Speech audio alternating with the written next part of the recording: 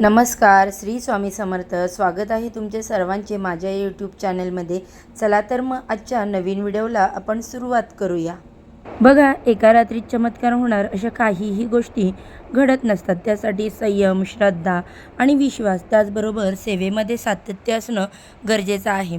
सेवेमध्ये सातत्य ठेवणं आणि संयम बाळगणं यामुळे नशीब कसं पालटतं, दिवस कसे बदलतात, परिस्थिती कशी चेंज होते याचा अनुभव मी स्वतः घेतलेला आहे. त्यामुळे कोणतीही एक सेवा करा, जी सेवा करताना तुमचं मन एकाग्र होतं आणि जी सेवा केल्यानंतर तुमचं मन प्रसन्न होतं. डोक्यामध्ये कितीही विचारांचा गोंधळ असेल, घरामध्ये कितीही टेन्शन असेल, पण ही सेवा केली की माझं मन शांत होतं असं तुम्हाला वाटतं, तर ती सेवा तुम्ही नित्यनियमाने करायला सुरुवात करा आणि त्या देवताला रोज प्रार्थना करा. तुमची जी कोणती इच्छा असेल, ती तुमची जी काही परिस्थिती आहे, ज्या काही अडचणी आहेत त्यातून बाहेर निघण्यासाठी मार्ग बघा. नक्की तुम्हाला या सेवेचा अनुभव येईल. अधिक मास सुरू आहे. या अधिक मासामध्ये, पुरुषोत्तम मासामध्ये भगवान श्रीहरी विष्णूंची सेवा करणे म्हणजेच आपल्यासारखे भाग्यवान आपणच असणार आहोत.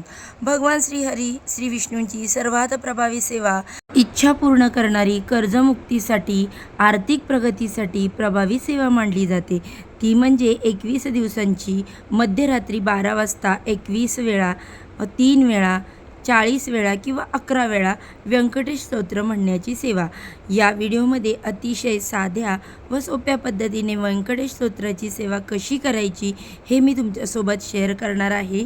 त्यामुळे व्हिडिओ स्किप न करता शेवटपर्यंत नक्की पहा. ही सेवा महिला, पुरुष, मुलं, मुली कोणीही करू शकतात. पण आपल्या घरातील मुख्य महिला आणि कर्त्या पुरुषाने जर ही सेवा केली तर अतिशय उत्तम, आणि कोणतीही सेवा केली तर अतिशय उत्तम. कारण ज्या वेळेला आपण घरातील कर्ता पुरुष किंवा मुख्य महिला एखादी सेवा करते ना, तर त्या सेवेचा लाभ, त्या सेवेचं पुण्यफळ जे असतं, तर त्या सेवेचा फायदा जो असतो तो संपूर्ण कुटुंबाला मिळत असतो. म्हणूनच वर्षातून एक वेळा तरी आपल्या घरातील कर्त्या पुरुषाने किंवा मुख्य महिलेने कोणतीही एक सेवा करावी, कारण त्याचा लाभ आपल्या घरातील सर्व मंडळींना मिळतो. आता ही सेवा 21 रात्रीचीच करावी का, तर असं काही नाही. तुम्ही 40 रात्रसुद्धा ही सेवा करू शकता किंवा तुम्ही 11 दिवस किंवा 3 रात्रीसुद्धा ही सेवा करू शकता. ही सेवा करण्यासाठी जर तुम्हाला हवं असेल तर तुम्ही मांडणी करू शकता. पूजा मांडणीसाठी एखादा चौरंग घ्यायचा, त्यावर व्यंकटेश भगवानांचा फोटो ठेवायचा, कलश मांडणी करायची आणि त्यावर बसून तुम्ही ही सेवा करू शकता. आणि बघा, आम्ही शक्यतो या सेवेसाठी पूजा मांडणी करत नाही, देवघरासमोर बसून ही सेवा करतो. आणि आता अधिक मासामध्ये तुम्ही जर सत्यनारायण करण्याचा संकल्प केला असेल तर तिथे आपण सत्यनारायणची पूजा मांडणी केलेली आहे, तिथे समोर बसून आपल्याला ही सेवा करायची आहे. ती वेगळी पूजा मांडणी करायची आवश्यकता नाही. आता ही सेवा करताना रात्री आपल्याला 12च्या अगोदर स्नान करायचं आणि त्यानंतर सेवा करायला बसायचं. भलेही आपण रोज सकाळी स्नान करतो, पण त्यानंतर आपण ऑफिसला जातो, तुमचा व्यवसाय असेल तर तिथे तुम्ही जाता. जर आपण हाऊसवाईफ असेल तर आपण भाजी घेण्यासाठी जातो, मुलांना आणण्यासाठी जातो. मग काय होतं की बाहेर आपण जातो, बऱ्याच लोकांना स्पर्श होतो, कोणाच्या घरी सुतक चालू असतं, कोणाला पिरियड्स असतात, आणि स्नान केल्यानंतर काय होतं, आपल्या शरीरासोबत आपल्या मनाचीही शुद्धी होते. आता त्यामुळे मध्यरात्री 12 वाजता सेवा करताना आपलं मन एकाग्र होतं, म्हणून आपल्याला स्नान करायचं आहे. आता स्नान झाल्यानंतर बसण्यासाठी तुमच्याकडे जे आसन असेल तर ते आसन तुम्हाला ही सेवा करताना घ्यायचं आहे. बघा, तुमच्याकडे निळ्या रंगाचं आसन असेल तर ते बसायला घ्या, नाहीतर जे कोणतं असेल तर ते घेऊ शकता. किंवा अजून एक ऑप्शन सांगते, तुमच्याकडे निळ्या रंगाचा ब्लाऊज पीस असेल तर तुम्ही तो घेतला बसायला तरीसुद्धा चालेल. तुमच्याकडे एखादा निळ्या रंगाचा कपडासुद्धा असेल तर ते सुद्धा तुम्ही घालू शकता, आणि नसतील तर फक्त स्वच्छ धुतलेले जे कपडे आहेत ते आपल्याला घालून ही सेवा करायची आहे. देवघरासमोर बसायचं किंवा जिथे पूजा मांडणी केली आहे तिथे बसायचं, किंवा सत्यनारायण पूजा मांडणी केलेली आहे त्यासमोर बसायचं. एक तेलाचा दिवा घ्यायचा, त्यावर जर शक्य असेल तर तुम्ही तुपाचं निरंजनसुद्धा लावलं तरी अतिशय उत्तम. त्यानंतर धूप अगरबत्ती लावायची, नमस्कार करायचा. ज्या दिवशी सेवेला सुरुवात करणार आहोत त्या दिवशी सर्वप्रथम संकल्प करायचा आहे. या सेवेची सुरुवात तुम्ही कोणत्याही शुक्रवारपासून करू शकता, पण आता अधिक मास सुरू आहे तर तुम्ही कोणत्याही दिवसापासून या सेवेला सुरुवात केली तरीसुद्धा चालू शकतं. संकल्प करण्यासाठी आपल्या उजव्या हातावरती थोडंसं पाणी घ्यायचं, त्यावर हळद, कुंकू, अक्षदा, एक फूल टाकायचं, आपल्या पूर्ण नावाचा उच्चार करायचा, आपल्या गोत्राचा उल्लेख करायचा. गोत्र माहीत नसेल तर काश्यप गोत्र म्हणायचं. तुमची इच्छा कोणती आहे ती बोलून दाखवायची. माझी ही इच्छा पूर्ण होण्यासाठी मी 21 दिवस मध्यरात्री 12 वाजता 21 वेळा व्यंकटेश स्तोत्र म्हणणार आहे याचा उल्लेख करायचा. किंवा तुम्ही 40 दिवस, 11 दिवस, 3 रात्र ही सेवा करणार आहात याचा उल्लेख करायचा. आणि त्यानंतर हातातलं पाणी तांबणामध्ये सोडायचं आणि मग प्रार्थना करून 21 वेळा व्यंकटेश स्तोत्र म्हणायचं. त्यानंतर आता बघा, इथे बरेच जण म्हणतात की संस्कृत व्यंकटेश स्तोत्र जास्त प्रभावी आहे की मराठी व्यंकटेश स्तोत्र जास्त प्रभावी आहे. कोणतं व्यंकटेश स्तोत्र म्हटल्यानंतर लवकर अनुभव येतात, तर बघा दोन्हीही व्यंकटेश स्तोत्र तितकीच प्रभावी आहेत. हे कमी प्रभावी, हे जास्त प्रभावी असं अजिबात नाही आहे. फरक काय आहे, मराठी व्यंकटेश स्तोत्र 108 ओव्यांचं आहे आणि जे संस्कृत व्यंकटेश स्तोत्र आहे ते 15 ओव्यांचं आहे. बाकी कोणताही फरक नाही. मराठी व्यंकटेश स्तोत्राची सेवा करण्याची असेल इच्छा तर मध्यरात्री 3 ते 3.5 तास सेवा पूर्ण होण्यासाठी लागतात आणि संस्कृत व्यंकटेश स्तोत्राची सेवा केली तर 1 ते 1.5 तास खूप झालं. बाकी कोणताही फरक नाही आहे. कोणतीही व्यंकटेश स्तोत्र म्हणा, दोन्हीचाही प्रभाव तितकाच आहे. आता बघा, 21 वेळा मध्यरात्री 12 वाजता स्नान वगैरे करून आपण देवासमोर दिवा, धूप, अगरबत्ती लावली, सेवा करायला बसलो, 21 वेळा व्यंकटेश स्तोत्र म्हणून झालं.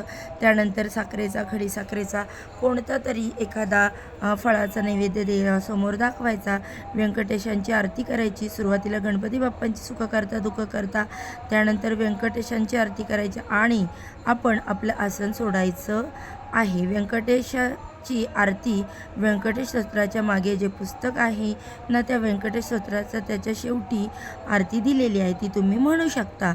आता बघा, 21, 11, 3 किंवा 40 वेळा आपण व्यंकटेश स्तोत्र म्हणतो. त्यावेळी ते मोजण्यासाठी एखाद्या वाटीमध्ये तुम्ही शेंगदाणे, हरभरे, तांदूळ किंवा गव्हाचे कण जे आहे असतात तर ते घेऊ शकता आणि आपल्या संकल्पाप्रमाणे व्यंकटेश स्तोत्र म्हणून झाले की मग आपण नैवेद्य दाखवून आरती करायची.